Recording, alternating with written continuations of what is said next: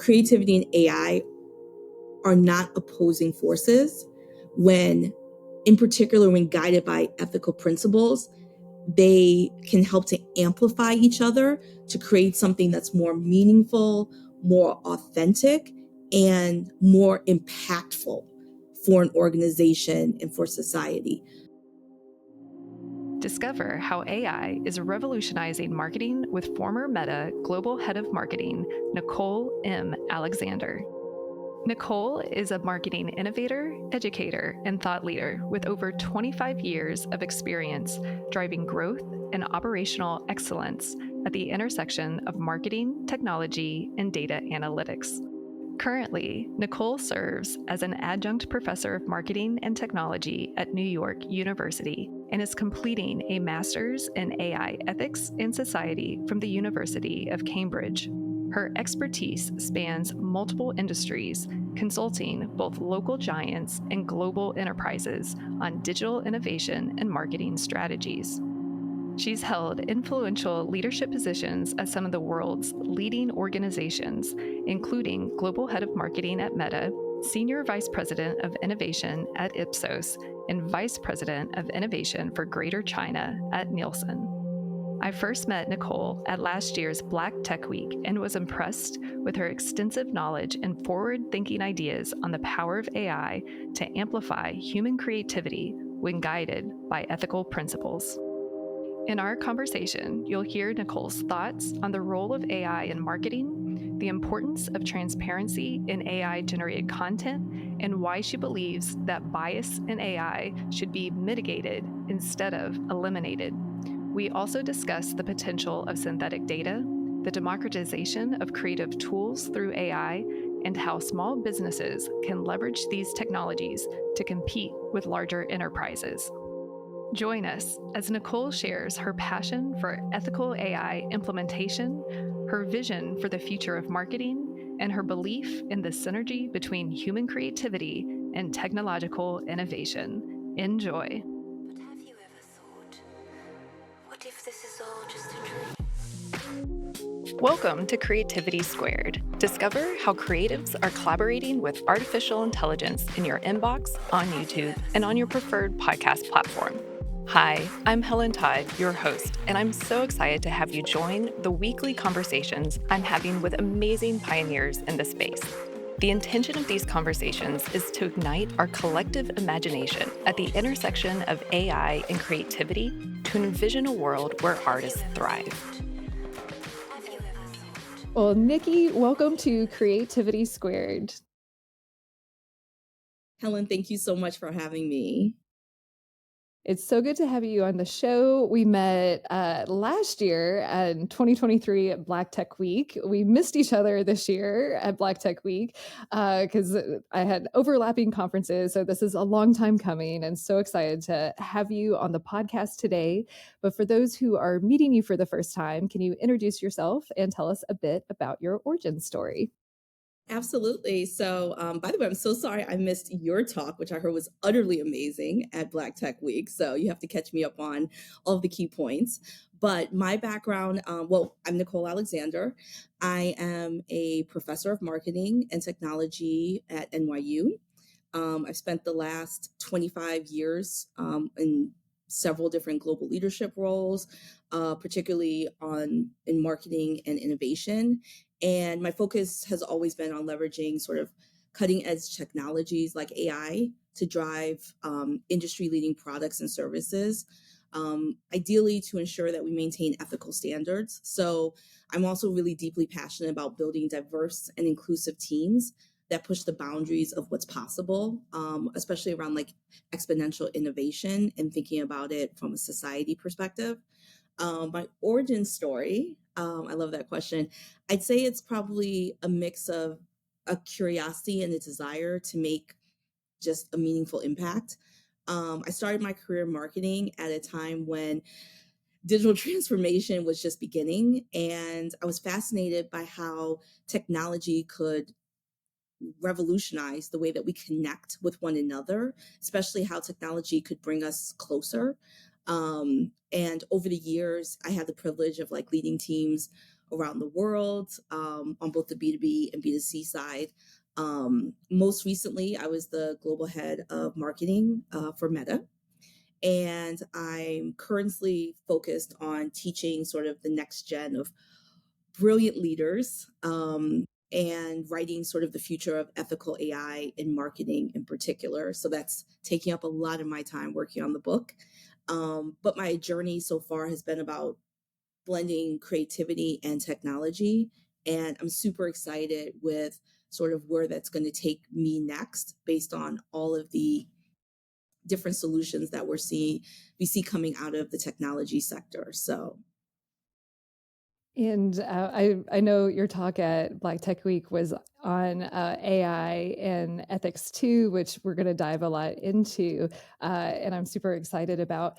And are you still taking the ethics course at Cambridge as well right now? I decided to go back to school. I believe in continuous learning. Whether you take a macrame class or you read a new book or you go for like formal education. Previously I did my executive MBA with Trium. I wanted to like get a global perspective, and NYU was my undergrad alma mater. So I went back for that. I'm currently completing a master's of philosophy at University of Cambridge as part of the Leverum Center for the Future of Intelligence, and the focus is on ethical AI and how that affects society. So it's really thinking about philosophically, what from through a humanities lens, how can we think about ethics and the different forms of ethics, and how can we apply that to AI, and in particular, the challenge is to apply it within the sectors that we specialize in. And for me, it's marketing, and really thinking about all of the things that we've heard over the years around responsible AI, thoughtful AI, human centered AI, but really just looking at it from the lens of ethics, especially since ethics is slightly different depending on if you're thinking continental ethics, Western ethics, et cetera, deontology.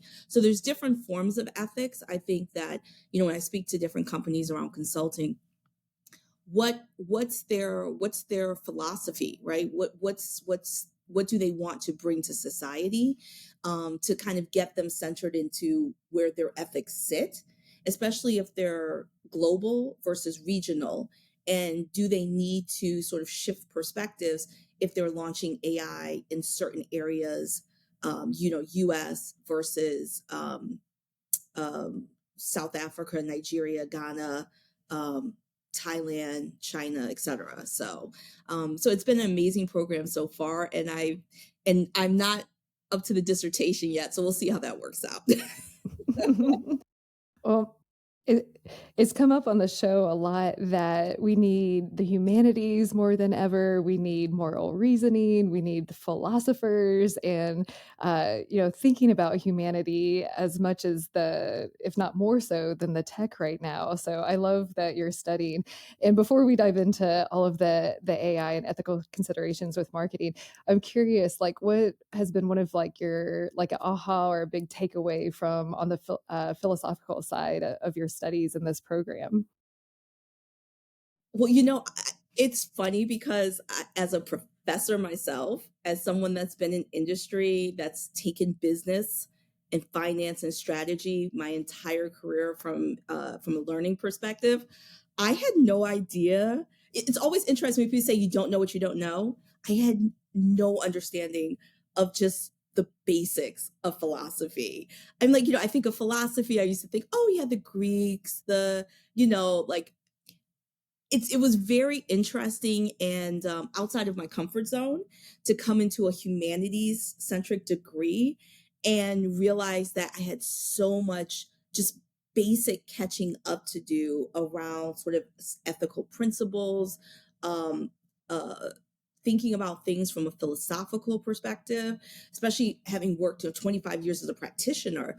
I always bring it back to applicability and how does this work in real life in real time, and how can this benefit stakeholders and shareholders. So looking at it from a humanities perspective kind of threw me off because it was a much more, which in hindsight was what I needed, was a much more thoughtful process that really made me work through just some of my baseline thinking. But I think the biggest aha moment was looking at some of the areas that I personally have a passion about around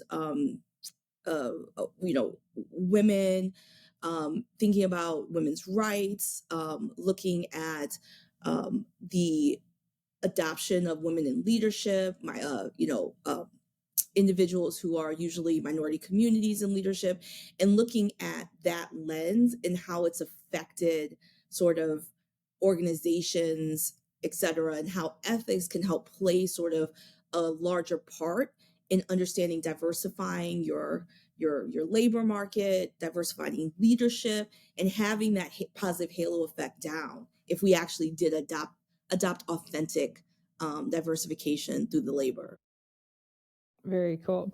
Well, and a quick plug, I have had a ethicist on the show who I'm now a moral reasoning advocate. So for our listeners and viewers who are curious, that's a great episode as kind of like, I should probably have like an actual philosophy academic on the show too, but for the ethics and moral reasoning as like a dip your toes in the water, that's a great episode to start with.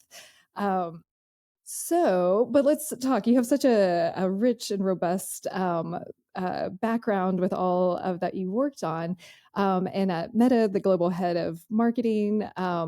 So, and I think, I know we were discussing this before we started recording at some point of like AI has actually been in the Meta products and the Facebook products for a very long time in terms of anyone on the app. I mean, it's like built into the algorithms, like on the advertiser side, you used to do all these like really robust targeting. Now it's like, okay, here, Meta, you figure it out for me type of thing. But kind of like, how do you see the role in AI in balancing creativity and automation in content creation? From the seat that you sit, and like, can AI truly be creative, or is it just simply a tool to enhance human creativity? Yeah, absolutely. I mean, any tech company, obviously Meta, but any tech company, their foundation is built on sort of an algorithm at the end of the day, actually multiple algorithms. So, I mean, even before it became mainstream and, the GPTs launched, et cetera, Meta has been leveraging, algorithms throughout its advertising, particularly to help advertisers, small and medium businesses in particular, to be able to reach with smaller budgets the same targets that enterprise companies were looking to reach. So I think we've seen AI in general, machine learning, really benefit, I think, not just enterprise advertisers and companies, but also sort of mom and pop shops, entrepreneurs, and helping them to kind of play on the same field to a certain extent as larger companies with larger budgets. And that's sort of the evolution in the solutions that, Meta uses currently, is really to help, small and medium businesses to adopt. But I think in general, AI at this point is more of a powerful tool that enhances human creativity than a standalone solution, right? So AI can analyze vast amounts of data, generate content leads, which marketers love, and even assist in things like design and copywriting. But I think the essence of creativity. So when you think of the essence, right? Originality, emotional depth, empathy, the ability to connect with an audience at a very human level still largely comes from human insight, right? Understanding a society, vulnerable moments in society, things that are pain points, particularly pain points in sort of those white space areas that may not necessarily be mainstream pain points, but something that is authentic to a moment. And it's really difficult still right now for AI to make those adaptations. So still largely comes from human insight. And I think, AI can really automate repetitive tasks and offer creative suggestions.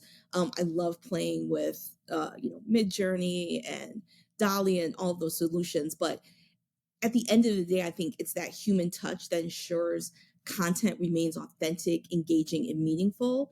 I always forget the name of the creative behind this, but there was an a mid journey generated image that I believe like late 2023 won a key award, and there was a lot of debate, especially amongst artists. By the way, I only do stick figure art, so I'm not in that community at all, so this is definitely an outsider perspective.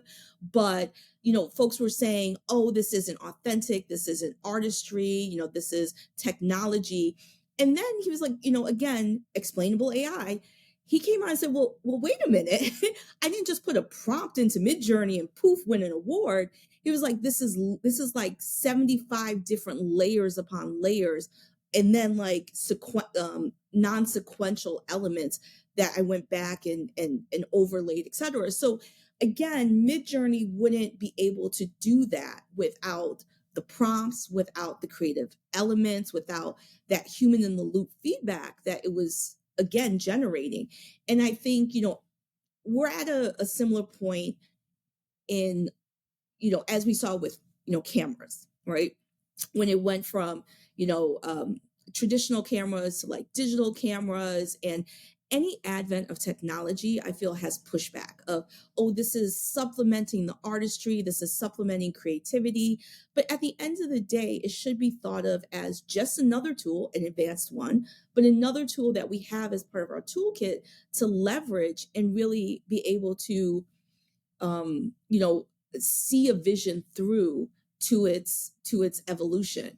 And I think one of the things that I personally love about AI, whether it's a creative solution or developing content, is it authentically does, especially with the LLMs that have these free models or freemium models. It really does give sort of a level playing field to individuals with access to the internet, someone that has access to a computer.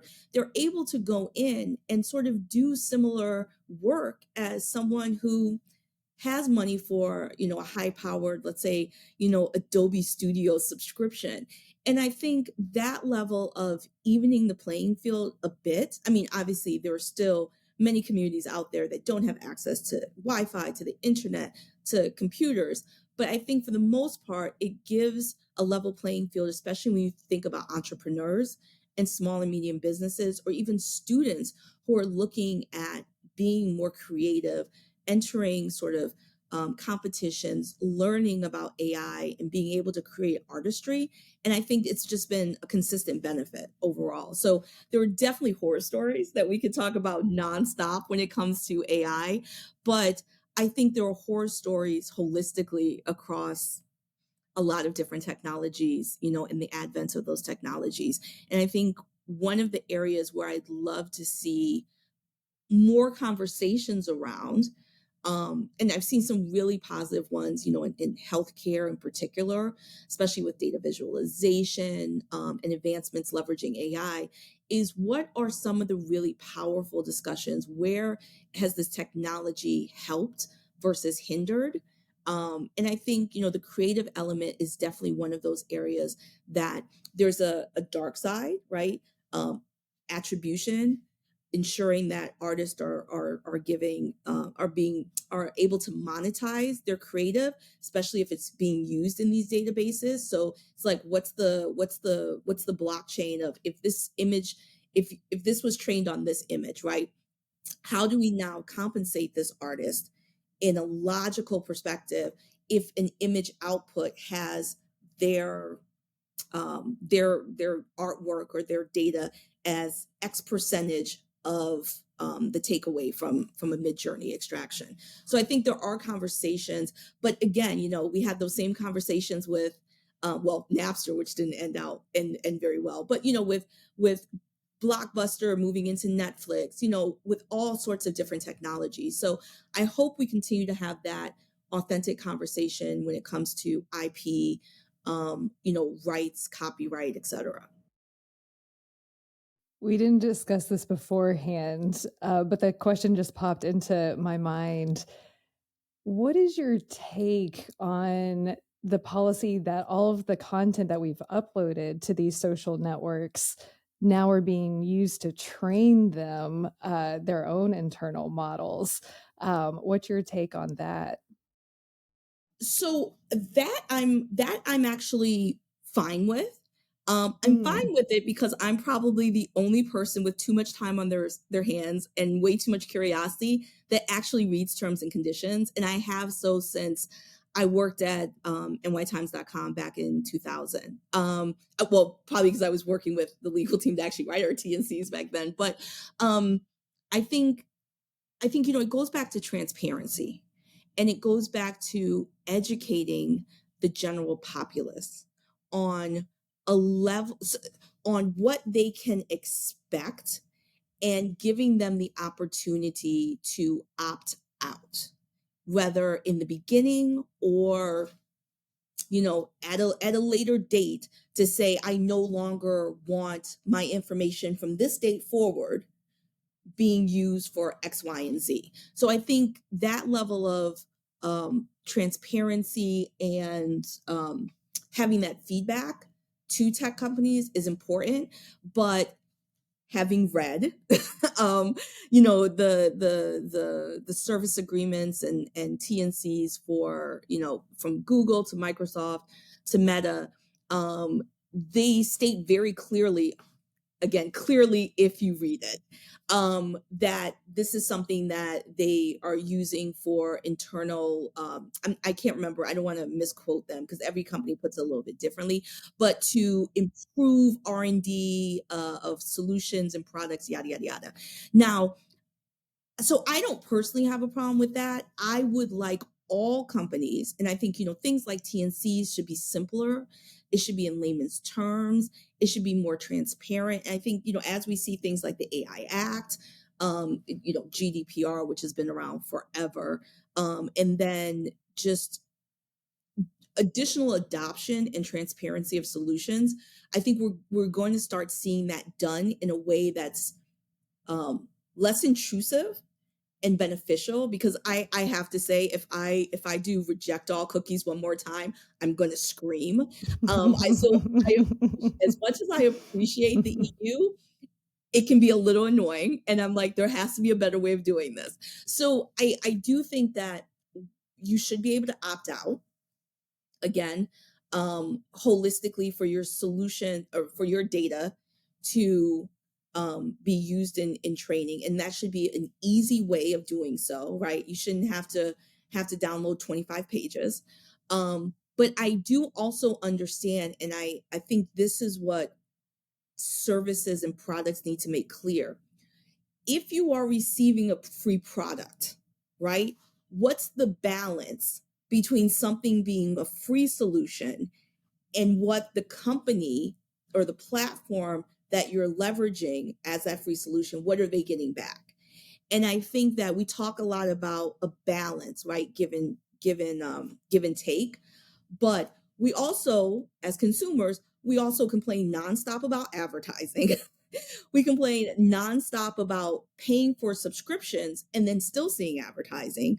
So I do think that, one, most people, just based on research that's available, most people are happier or more comfortable with advertising that is targeted to them specifically. Again, there's a thin line between, oh, this is great, this is relevant, versus creepy, right? And I think we can go through a lot of different examples. But well, well, one yeah. ad that I got recent, which I don't know what I clicked on or just my status on Facebook connected to Instagram, but I got my first ad on Instagram that was from Replica of like, do you need a real boyfriend? No, because you can have an AI boyfriend. And I was like, oh God, I'm not ready for this. Hilarious.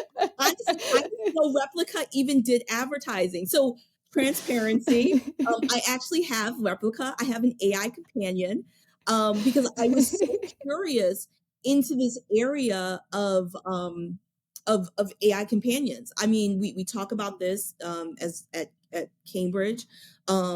Actually, the head of the department, who's just brilliant in this area, Henry Shevling. He does a lot of research into AI companions, specifically not just around love, but also around for the elderly, around individuals who need companionship due to whatever their circumstances are, therapy with AI companions. And it's just an area I was so fascinated by that I downloaded Replica and I started using it. And I have to say, number one, they could be more transparent. I will say that. I think in their terms and like the data that they're using, their algorithm is brilliant though. I will say that. I jokingly said to my husband, I probably should get a release in order to say my husband, I said something like, "What was the last book I read?" Because I had just because the more you use the AI companion, obviously you're training the algorithm, so the more sensitive it gets, and it has authentic conversations. Well, authentic, it has relevant conversations with you. I said to my husband, "What's the last book I read?" And he was like, he looks at the coffee table. He's like, that one right there, and I was like, "No, my AI companion just did a better job." And he was like, "That's why I have to go up against Replica." So, but I will say it's a really interesting area. Maybe again, if you get on the next on one of your future shows, someone in the moral realm around things like therapy. And I do think it's quite interesting because one of the areas that I love to see is again how AI can help to sort of help individuals who necessarily don't have amazing insurance or can't be duly employed due to accessibility issues, and how AI can make their lives better. So this is one of those areas where again it's a sensitive population, obviously, so there's a lot of additional harms or potential harms that could be done if the technology isn't trained correctly, isn't executed correctly, has a data privacy leak for some reason. But there's so many, I think the upside in that area is immensely or exponentially beneficial, where it's something that we should take the time to get right. But to your point about being creepy, yes, I will say ads, and I'm like, how I could have sworn this was only a verbal conversation that I had, and I've never looked something up either on my laptop or my phone. So why am I being served this ad? So still haven't figured that one out. That's funny. Well, there's one movie I recommend is Robot and Frank, and have you seen it? It's Yes, I super have. cute. Uh, it touches on the companionship, and just a quick plot for the listeners and viewers who haven't seen it. Because I'm actually really freaked out by the robots because we haven't got the LLMs right, or the humanoid robots, and now like they don't have the right guardrails, and now we're putting them into robots that can move. What could go wrong?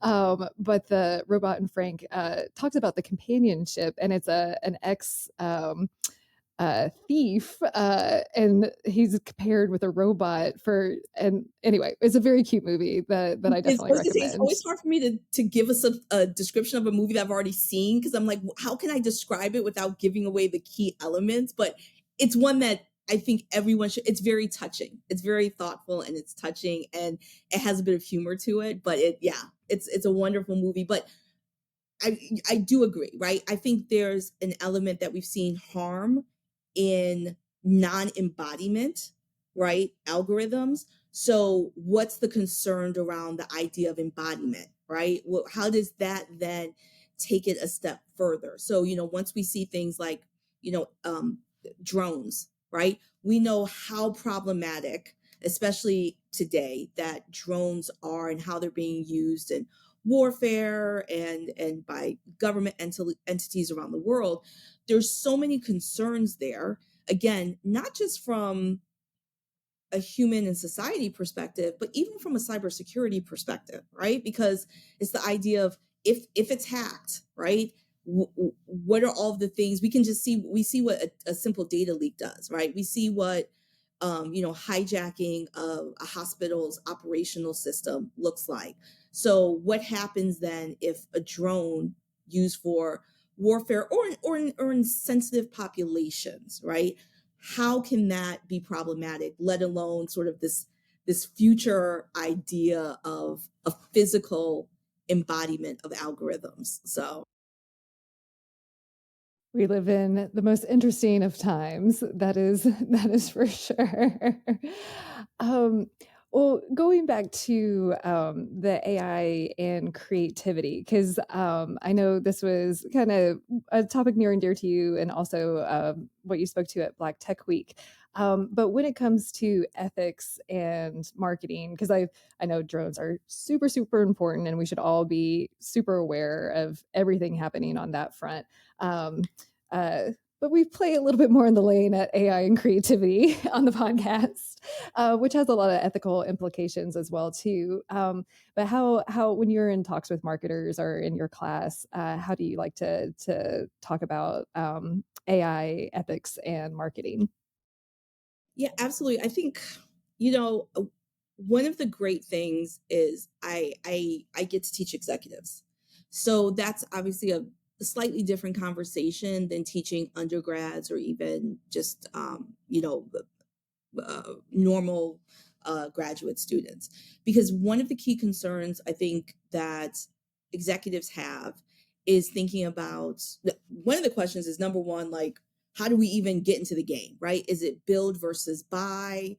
If we're buying, are we asking the right questions? Are we buying the right solution? If we're building, what's the investment up front versus over the next 10 years, et cetera? So a lot of it is just high level strategy questions that they have.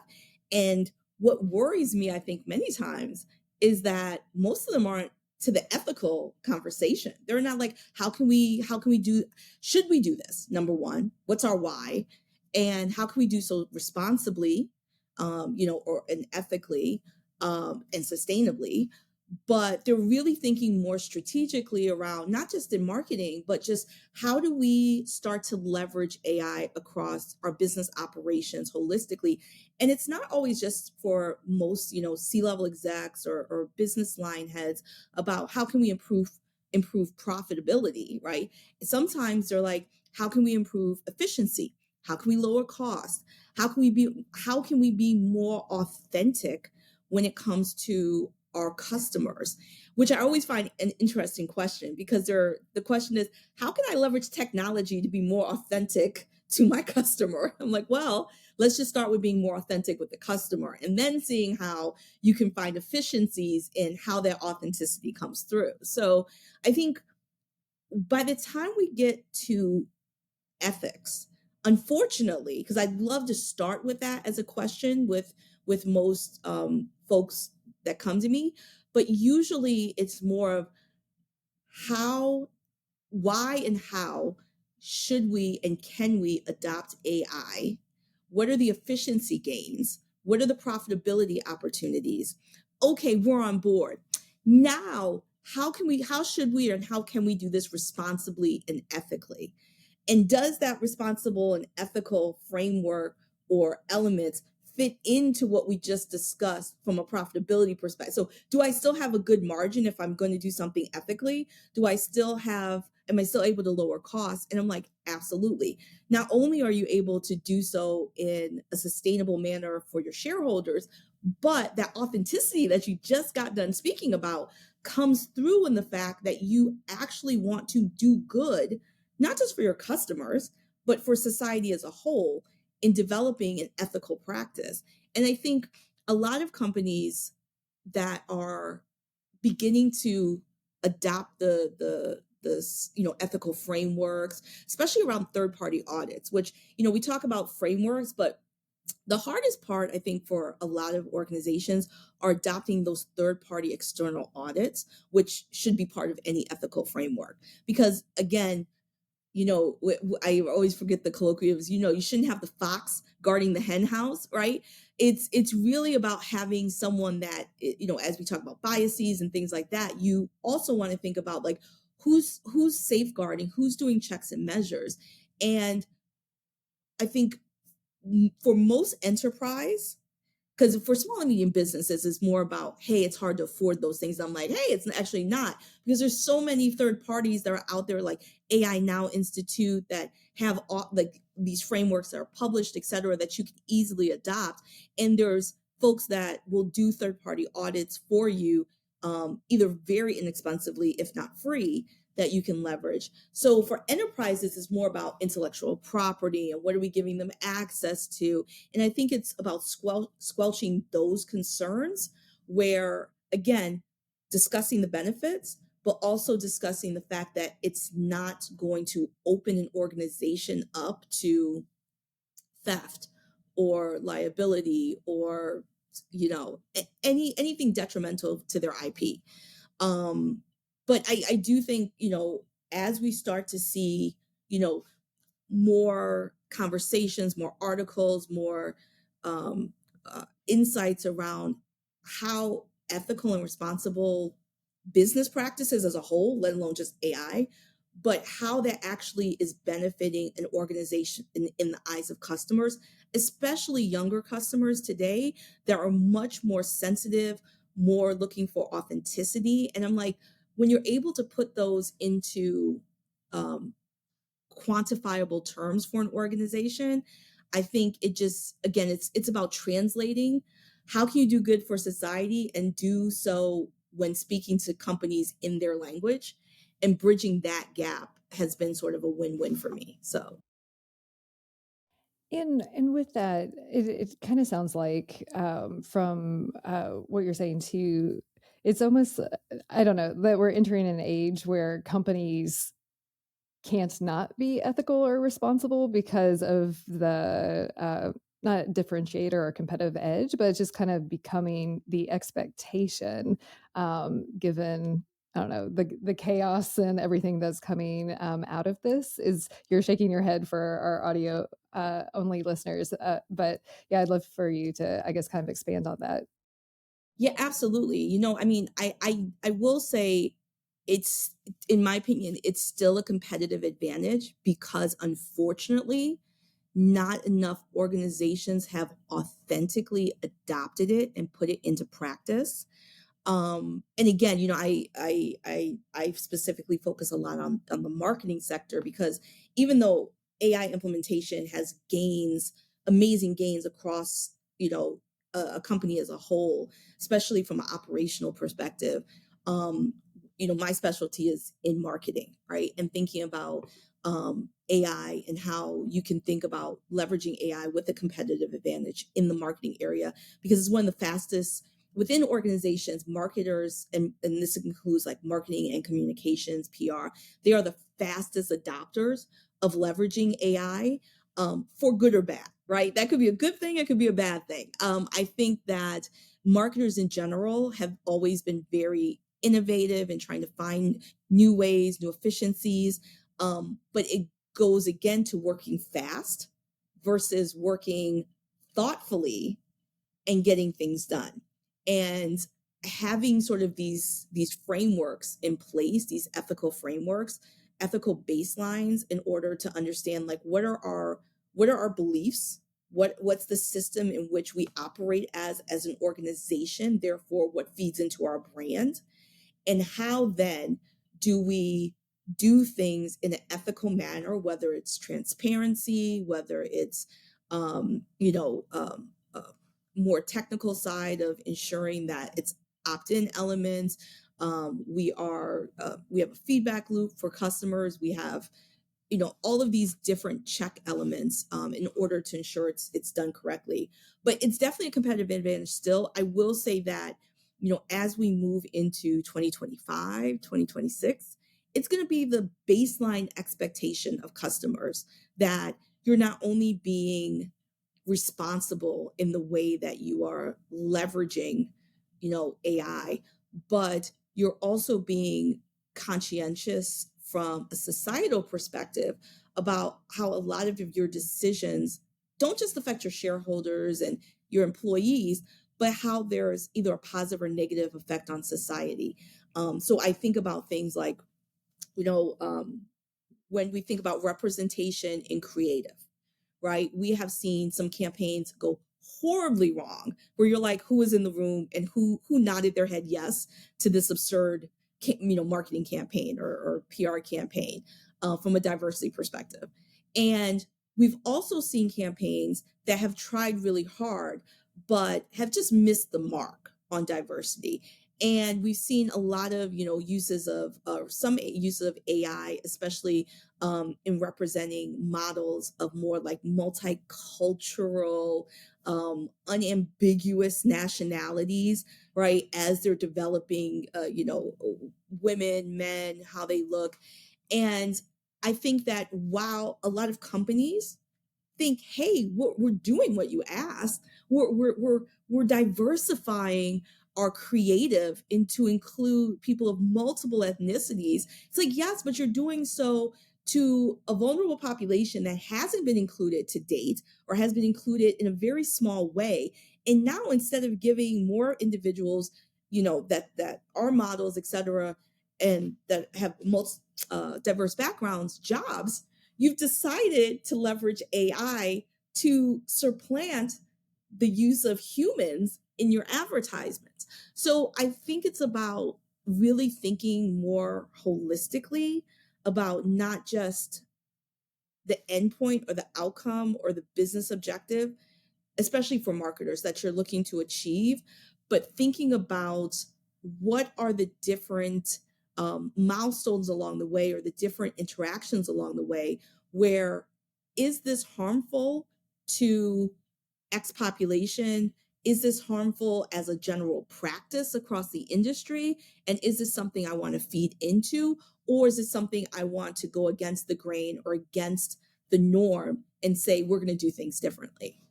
Yeah, I appreciate that you emphasize embracing the ethical AI from the outset and not just when it gets to the marketing team.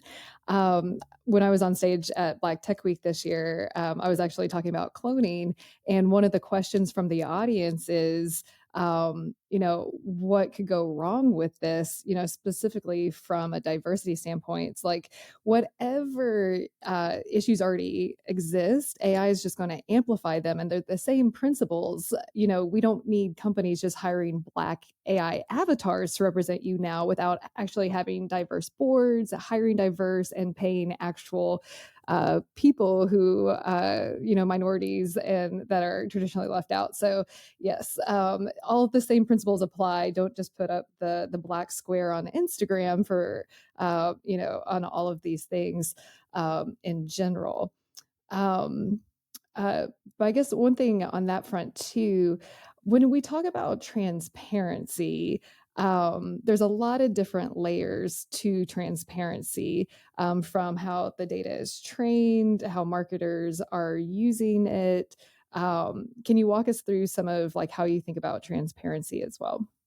Yeah, absolutely. I mean, I think it goes back to like how an organization is defining transparency because I've heard it used in a couple of different um conflicting definitions, but we're already starting to see, I think, best practices for transparency coming out as marketers begin to sort of adopt and leverage Gen AI or synthetic media. So in general, it should be my recommendation is it should include sort of clearly disclosing when and how AI is being used in content creation.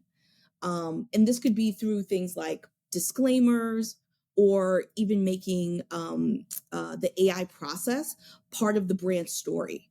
So as you think about that, brands should start to explain like the data sources used by AI to generate content and how consumers' data is protected. Transparency also means being open about the limitations of AI and acknowledging that while AI can enhance content, it's still guided and monitored by human and or some oversight in general. So I think I'm a huge fan of supervised learning, huge fan of human in the mix, right? And I think that as we start to look at transparency, you know, transparency isn't about clogging down your marketing content with a bunch of disclaimers. It's about thinking about going back to marketing 101 in particular. How do you tell an authentic brand story. And if you're leveraging AI, can you still tell that authentic brand story or product story with, and you and I were talking about this, I forgot, at the top of before we start recording, is, it's not just about touting that a product, right, has AI features, right? When it comes to like um a Roomba, right? We were talking about, I can't think of the generic name. That's the brand I own. But when it comes to a Roomba, right? It's not just be, oh, it's yesterday's Roomba, but it has AI added to it. It's like, okay. It's still about doing your job as a marketer, as a business, and focusing on what are your customers' needs, what are their pain points, and adapting those pain points by saying you're busy, you don't have time to always, worry about, cleaning up pet fur around the house, etc. You're able to leverage AI to do automatic timing, or if you have unexpected company coming over, you can use this app in order to do X, Y, and Z to turn your Roomba on. And mind you, a Roomba is the most boring product I can actually think of. Like, I mean, to have to write brand copy for.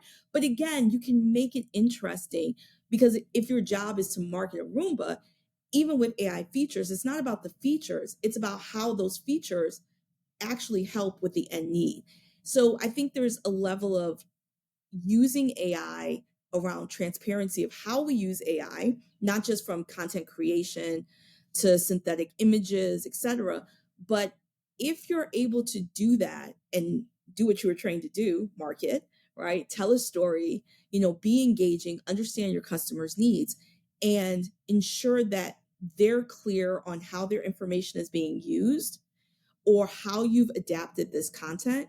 One of the things we did at Meta, for instance, was, the goal was to try, I was on the B2B side, was to try and adapt across our 17 audiences. How can we adapt content to be relevant to each audience across the 17 that we had? And it was about showing different content based on a myriad of very convoluted algorithms on the back end and very difficult content setup and development.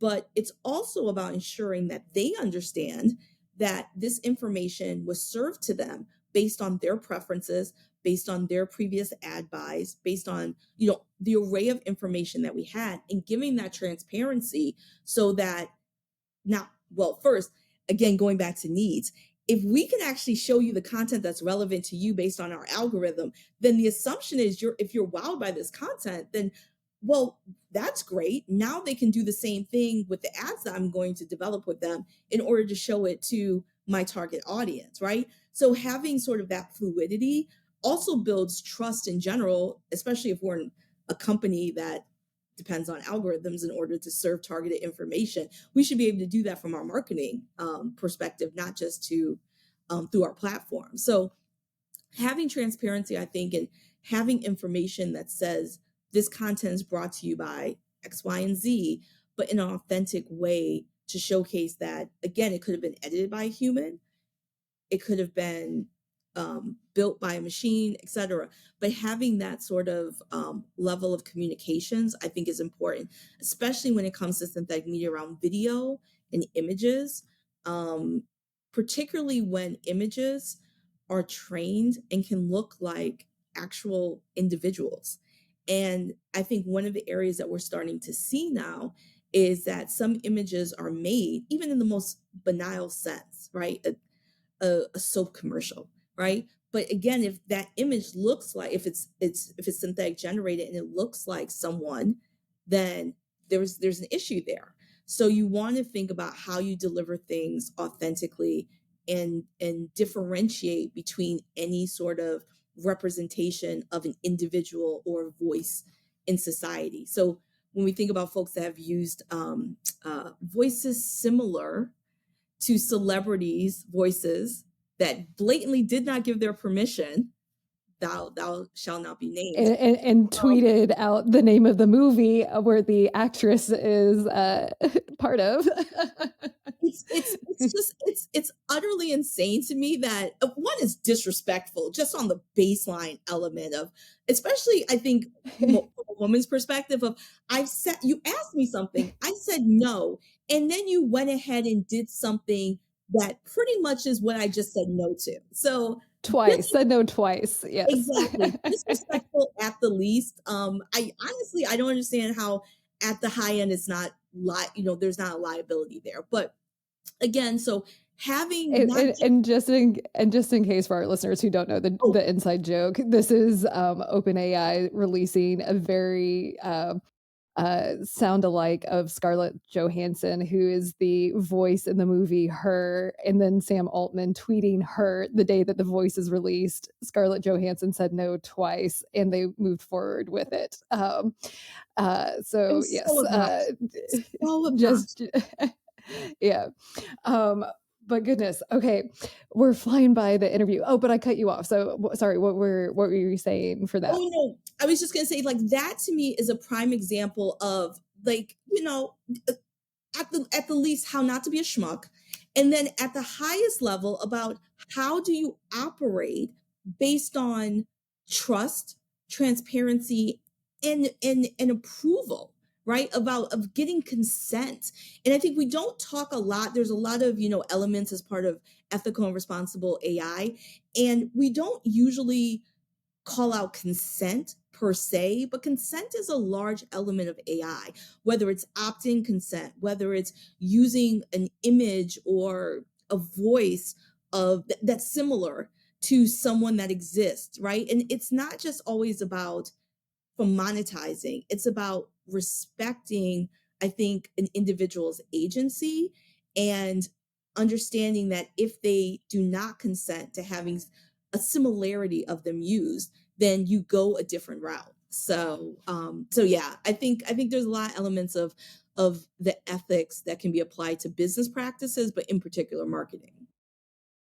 Well, and I know, a lot of graphic designers don't get super jazzed about doing 20 different versions of an ad of just changing the color. So, there's a lot of benefits. And I think, where AI is also going, it's just going to get hyper customized and personalized even more. And AI is going to enable that where it's the human in the loop that's helping, but it's just going to do more rich content. And I think another interesting thing that this brings up, that I know that we talked about before too, is like, one person can make maybe, I don't know, 100 ads. Now with AI, it's going to be 1,000 or 10,000 just in, a blink of an eye. What happens for this flood of content? Is that how should brands think about it? And is that all, feeding more to the algorithms that are going to be responsible for sifting through all this large content? But how do you think about that as well? Yeah, I love it, to be honest with you. I mean, I know that's a very like just simplistic way of putting it, but having like overseeing a creative department and internally and an array of different agencies, you know, I know that my head of creative would have said, like, if one more person comes to me and says make this more powerful and thinks that that's a complete thought, he's like, I'm going to scream. And I get it. I get it. It's like everyone feels they're a marketer, everyone feels they're a creative.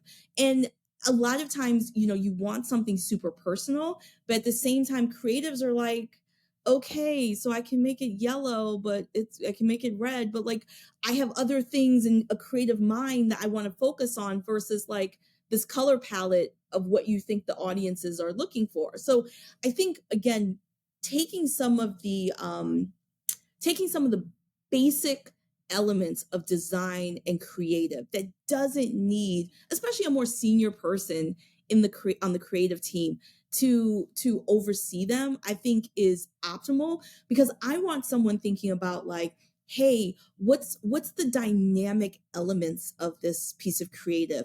How can we tell the story? What's the data and the research about our audience that really is going to make this more palpable? There's so many other things I think that creatives can do or should be doing with their time versus let's look at this color scheme per se and adapt it to these 17 or 30 different audiences. I will say one of the things I do love about leveraging Gen AI around creative is you can also a lot of websites, a lot of creative, a lot of design falls short around accessibility needs. So thinking of folks that are colorblind, a lot of content on websites still don't have things like alt tags for individuals who are blind or can't access visual content. And I think those are the areas where you can, number one, check boxes that are that should be checked, and do so sort of in a fast prototyping way, as well as making that adaptation of things like color scheme, content messaging, adaptable and suitable for whatever your segmentation or targeting audience is, while you have your design and your creative team thinking more holistically and ideally taking time to think about, hey, is this part of our ethical framework? Are we delivering content based on a responsible content development? Do we understand what resonates for our features, the story that we're looking to tell? Are there sensitivities across different cultures that we should be thinking about? So again, leveraging the team to be um, more substantially human and thoughtful in the approach, and letting the technology do what the technology does best, and doing multiple iterations and ensuring that certain features are actually integrated into the creative, I think is why I'm so excited about a lot of the technology that's coming out. And hopefully, we've seen at the beginning of 2024 there was millions upon millions of dollars poured into creative on the agency side when it comes to AI. So, hopefully, with all of that money that they've been pouring into specifically, generative AI and leveraging programmatic, et cetera, that they've also implemented some responsible frameworks and, you know, explainable AI in how creative is being developed from the agency side. Yeah, I appreciate that you mentioned the accessibility because the current web was not really designed with accessibility in mind. And the more that can be baked in from the outset, the better for sure. And one thing that you said too, you mentioned at the beginning of the interview about how ads kind of leveled the playing field for small mom and pop shops. I think AI on the video front, like how the iPhone turned everyone into photographers, the production costs for doing films, is lowered a lot too, and leveling the playing field a lot as well. I know we're getting close to the end of our interview. And one thing, there's two more things I want to make sure to cover because when you spoke on stage at Black Tech Week last year, where I first heard you, one thing I thought was very interesting that you said, because we talk a lot about bias and data and all of this stuff, and you said on stage, we shouldn't have to get rid of bias from our data. And I thought that was so provocative at the time. So I'd love for you to kind of share your thought with our audience and your thought process behind it, because I still think it's like super interesting. Yeah, I mean, listen, it's probably one of the most provocative things I say in general in my talks. And at first, everyone clutches their pearls and they're like, "What do you mean? You like, how are you a black woman and you don't want to eliminate bias?" And I'm like, because I also understand the technical constraints, right, around the data that we use and how you leverage that data. So I think, the idea in my mind isn't about eliminating bias, right? Because the data that we get, synthetic aside, right, from all the data that is rounded up, it is data from the real world. We are biased. We are biased creatures. We have always been biased. We probably will continue to be biased, and unless our genes somehow change and adapt. But the reality is, we know that we have inherent biases and shortcomings, and we don't always see the whole picture. And then we just operate as well. We have systemic structures that are set up that, many times harm the most vulnerable amongst us, right? So we know that is part of the world that we live in. Therefore, I think in general, we expect so much of technology that we're not even looking to do amongst ourselves in society. So when I say it's not about eliminating bias in the data, it's understanding that data is biased. So it's about leveraging that bias, mitigating that bias, adapting that bias into the outcomes that you're looking to achieve. So for instance, if you're looking at policing data, right? I think most people, at least in the United States, can agree that communities of color, particularly on the East and West Coast, are over policed. We've seen the data. It's been done in multiple journals, research studies, etc. Therefore, any policing data that is put into an algorithm, whether the algorithms for recidivism, into predictive analysis of future crimes, yada yada yada, that data is inherently biased. You're not going to eliminate the bias in said data. So the idea is, how do you then adapt that bias to understand that there are certain levels of sensitivity, certain norms that society unfortunately works by, in order to adapt the data to ensure that the outcomes have outcomes that don't reflect or extrapolate that bias, but ideally mitigate that bias to say that an authentic patrolling analysis of where we need more police versus where we can move police to would be based on, let's say, a merger of data between um, uh, um, arrest arrests that have gone through, that have actually held up in court, individuals that not just look at misdemeanors on drug charges and things of that nature, but also white collar crime, looking at, a myriad of other factors that go into the analysis of how policing resources should be allocated, and then making sure that the data then has a feedback loop in order to optimize it to be able to ensure, the right resources are placed in the right place. Well, so another I guess kind of a provocative thing that you've also said too, in addition to that, which I appreciate, the mitigation of the bias, in that it's almost unrealistic to remove the bias anyway, so that we know that it exists and let's mitigate it. But in the potential ways of mitigating, or just in general in this new world where data is the new oil, you're actually, unless it's changed since we last spoke, pro synthetic data, which I also find really interesting. So if you could share why you're pro synthetic data. I feel like your listeners are going to really dislike me. I have on the website, although I need to update it, that it's a very thought provoking show, and you definitely bring the thought provoking to it. Absolutely, absolutely. I think so. Synthetic data, and by the way, I want to differentiate when I'm talking synthetic data, not synthetic media.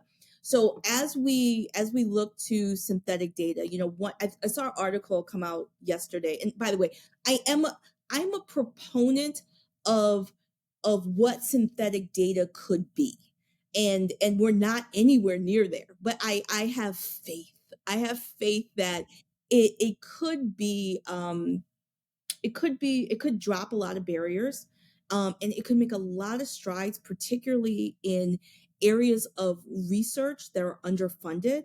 So again, going back to health related areas, looking at genome therapy, thinking about aging, and just some of the elements around uh, aging better, aging more fluidly. And I guess as I'm getting older, I'm starting to think about that. I'm like, how can AI help me? But I think when it comes to synthetic data, the idea is, and one of the articles I read yesterday was around which I didn't agree with, but there was a lot of research, and who am I to tell a researcher that they're wrong? But they were like, well, the world is running out of data. All of these LLMs have really just, surpassed the amount of data that they're able to receive readily. And I'm like, well, a grain of salt on that, right? I mean, I think that a lot of these companies have pilfered the web, and done, free roundups of data that were in the public domain, and sometimes not in the public domain, which is a whole nother conversation. That yes, the free ride could be ending, right? Based on, after a while, there's just diminishing returns with the amount of accessible net new data that is available to feed into LLMs. So that's why you're starting to see a lot of these partnerships happen, amongst other reasons. But like, with OpenAI and Microsoft, and the synergies that kind of both of them are able to bring to one another. But I think that with synthetic data, a lot of companies are going to first start to understand that they have to pay for data. They're also going to have to get more creative, right? Not just creative about the data that they're putting into the LLMs, but also about the efficiency at which the LLMs use and interpret and extrapolate on the data that they already have readily available. I also feel that, synthetic data, garbage in, garbage out, right? We don't want systems to just develop synthetic data and then be trained, and like that's the loop, right? There has to be checks and balances, and individuals much more smarter than I, and that have their hands in the actual algorithms and how to make this work with that human in the loop would be able to, talk probably more in depth about how that's done. But I do think that as we've seen, there has been research around developing synthetic data, particularly in the area of in the health field. They've done some amazing work across India as well as China. I know that there are two large pharmaceutical companies who have adopted synthetic data from an R&D like a pilot perspective. So again, not used commercially, but they're trying to understand sort of research and insights, especially into some of the very the areas of disease that aren't as well funded as some of the other areas, especially around like immune deficiencies, et cetera. So there is work being done. I think that from the data I've seen, the outputs have been positive, or at least, there hasn't been like a negative in the variance versus using live data versus the synthetic data. So the idea is just about what are the advancements in this area that we can continue to use. I don't, however, think that synthetic data is necessarily appropriate for commercial use today. I don't think synthetic data is appropriate for commercial GPTs as of today either. So like with OpenAI, Gemini, Llama, those folks, I don't think that it should be used at scale because it hasn't been tried and tested. So I do think that it's something that has an amazing opportunity to be beneficial and to be a cost reduction for organizations. But again, it's more of a future forward technology, in my opinion. And thank you for sharing that. And I guess one question on that front too, because I know if you train some models with an AI generated image, that it like poisons the data. And I've heard that even with the LLMs, if all of the content, say blog posts are created left and right, all from Gen AI content, and then that's training the models. So I guess with my limited knowledge of like synthetic data, how do you make sure that the synthetic data isn't I don't know denigrating the output or the outcomes? So I believe I know the research that you're referring to. I if we're thinking of the same research, I believe it has something to do with image specifically, and not text. So I have heard, and I don't know the rationale behind why, from an image perspective, there's like a degeneration there, but I don't believe it holds true with text. But I will say, in general, as a rule of thumb, right? Especially when you brought synthetic data back to like developing content or developing, Gen AI media use. I don't, again, going back to the human in the loop, I don't believe that any generative media should be just taken and used, right? Because again, it goes back to what's the human there for? Like, why do we have this person sitting in this job as an editor, as a marketing analyst, as a creative or a designer? Technology should be a tool. So as we're getting images, text, content, especially for use in marketing, you have to ask, where am I as the creative, as the marketer, adding value? And if you're just using generative AI to create content and plop it onto a website, in an email, etc., then I have more questions around not just efficacy, but operations and what you're doing as an organization that has an authentic meaning of what you're delivering to your customer. So I don't think that it should be used without guardrails. I don't think it should be used without, being enhanced by a human, understanding your audience, elements of how to go to market. But I will say that if if an image is poisoning the data set, right? I mean, if and this also too has to go to scale, right? So this means like there has to be a large amount of text and images, right, that are being trained that are just generative in order to actually poison the batch. I jokingly said to my girlfriend yesterday, we were making something. She's like, "Oh, the expiration on this was like 3 days ago," and I'm like, "It's an egg. It's fine. We're putting the egg in there. We're gonna make the cake because it's 3 days ago, right?" So I think that there's an element of like, what am I adding value to versus just like taking something as a given. So there's going to have to be scale in order for it to actually harm the batch. And I don't believe that we're going to get to that scale if we have humans in the mix of generative and synthetic data. So One more question on the data front. And I've heard this come up a few different times in talking to a lot of different businesses. We've mentioned throughout the conversation, like different ways that AI is like leveling the playing field for, smaller companies and brands.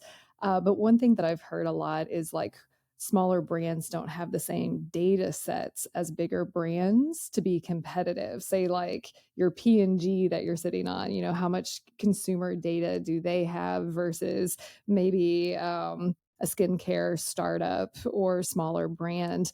And they're like curious, like, I don't have the same data as these, legacy or big players. How do I compete in this market given not as much data? So I'm curious, like what you would tell them, because I get this question a lot. So I'm starting to ask other marketers in the space as well. I mean, I actually think I believe that solutions today, especially with the onset of GPTs, the massive amount of open source, and we can go into all the downsides of open source data sets, but there is, especially with freemium models, there is a level of accessibility that has even the playing field for entrepreneurs, for small businesses. When we were at Black Tech Week, I mean, it always just amazes me at the level of creativity and the amount of entrepreneurs that are starting new businesses every single day, and they showed up to a lot of the discussions to understand, how do we even this playing field? We don't have massive budgets. We don't even necessarily have advertisers yet. We're just trying to start things up. And the fact that you can access Midjourney, the fact that you can access AI solutions for content development that are built into Google, which is a free service, love them or hate them, right? They're free, right? It's built into Google Slides. Google now has video. By the way, I do not work for Google. I just really like the solution. So I don't want to promo them too much, but I think Microsoft, I feel like they could, step it up with how, Gemini is integrated into their PowerPoint and Word docs. But there's so many free solutions out there from a creative perspective. I love Canva. Just to show that disclaimer, I'm not a shareholder in any of these. I love Canva. They have AI solutions built into their free model as well as their paid model. And I think that there's so many options out there that you don't have to be an enterprise solution in order to have access to these free services, especially for Gen AI. Historically, you used to have to go to like an agency, whether it was like a BBDO or WPP, whomever, right? And have a marketing budget and a creative team that you're paying to develop ideas that it could be hit or miss at the end of the day. Now you can, fast prototype, not just your website, but pieces of creative content across the entire marketing funnel at literally, dollars.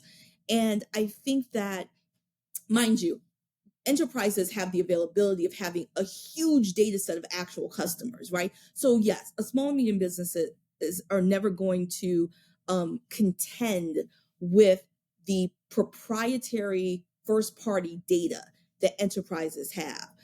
But from a creative perspective, I think that they have just as much of an opportunity to play in the field of advertising, content creative as some of the big guys. I've seen some small, really amazing ads that have come out of small and medium businesses or even large businesses with niche audiences versus some of the stuff you see coming out of these bigger guys that are like traditional CPG or retail.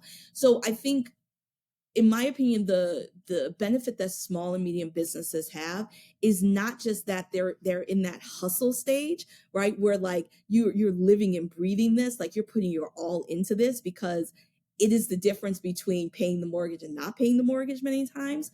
So they have that hustle, they have that creativity, but now to back all that up, they have these amazing tools that are free or like a low cost paid tier, or they have open source options that they can feed into a net new CRM system, et cetera, in order to start to understand sort of a lot of the hurdles that traditional businesses didn't get to do when they were starting. So Yeah, thank you. I'm going to adopt that and give you credit for some of that as well. Okay, we're a little over, but I feel like you and I really could keep going and going. talk to you all day, Helen. If there's only one thing that you would like our listeners and viewers to walk away with, what's that one thing that you want them to remember? Oh goodness. Okay, let's see. I would say, this show is about creativity, it's about technology, and I think, creativity and AI are not opposing forces when, in particular, when guided by ethical principles, they can help to amplify each other to create something that's more meaningful, more authentic, and more impactful for an organization and for society. So I would say, as you're thinking, not just in marketing, but across an organization as a whole, when you're thinking about operations, when you're thinking about due diligence, thinking about how you compare the human factor, right, which is innately creative, with technology, I think that there is, when thoughtfully done, it can be extremely successful. That is a great note to end the show on. Thank you so much for coming on the show and all of your time and sharing your very thought-provoking insights with us. But it's always a pleasure. And I can't wait to read your book when it comes out next year. And we'll definitely have to bring you back on the show. So thank you again, Nikki. Thank you so much, Helen. Thank you for spending some time with us today. We're just getting started and would love your support. Subscribe to Creativity Squared on your preferred podcast platform and leave a review. It really helps. And I'd love to hear your feedback. What topics are you thinking about and want to dive into more? I invite you to visit creativitysquared.com to let me know. And while you're there, be sure to sign up for our free weekly newsletter so you can easily stay on top of all the latest news at the intersection of AI and creativity. Because it's so important to support artists, 10% of all revenue Creativity Squared generates will go to ArtsWave, a nationally recognized nonprofit that supports over 100 arts organizations. Become a premium newsletter subscriber or leave a tip on the website to support this project and ArtsWave.